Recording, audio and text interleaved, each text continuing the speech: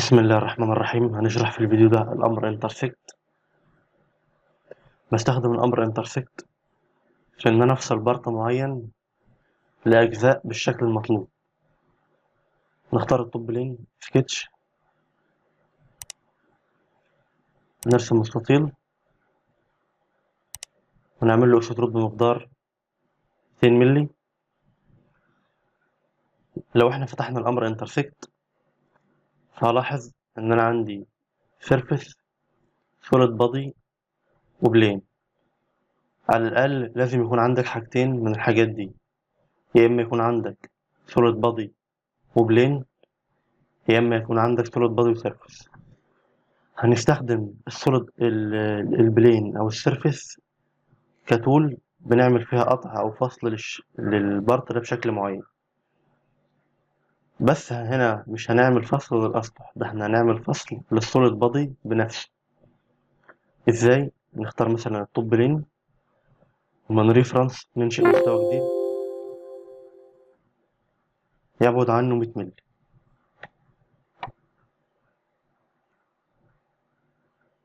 نفتح الأمر انترسكت، نختار المستوى اللي احنا أنشأناه ونختار السوليد بادي ونعمل انترسكت. هلاحظ إن السوليد بادي انقسم لجزئين باستخدام المستوى اللي أنشأناه. هننزل تحت هنا في ريجنز تو اكسكلود. هلاحظ إن عندي الشكل اتقسم لمنطقتين، المنطقة اللي هنعمل عليها تشيك هتختفي. نحدد الجزء اللي احنا محتاجين نزيله ونعمل اوكي، وبكده السوليد بادي اتقسم لجزئين، عملنا ريموف لجزء وفضل عندنا جزء. بإمكاني أعمل قطع في السوليد بادي بالطريقة أو بالشكل اللي أنا محتاجه عن طريق رسم سيرفيس بشكل معين. هنعمل ديليت للانترسكت والبلين والاكسترود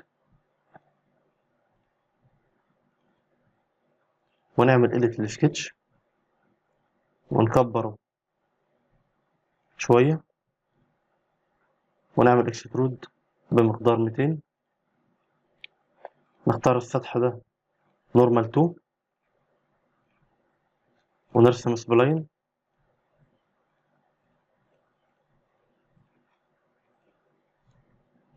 نفترض إن إحنا محتاجين ننتج الشكل اللي تحت ده بنفس الكيرفيتشر ده، فنروح من سيرفيس نختار اكسترود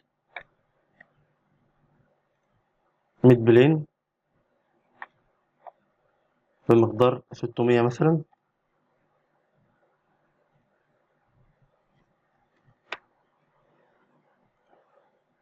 ومن فيتشر نختار انترسكت، نختار السيرفيس والسطح ونعمل انترسكت. هنلاحظ ان الشكل بتاعي اتقسم لجزئين. الجزء اللي محتاجين نزيله نعمل تشيك عليه. لو انا محتاج اعمل ريموف للسيرفيس او اخفيه اعمل كونسيوم سيرفيس ونعمل اوكي.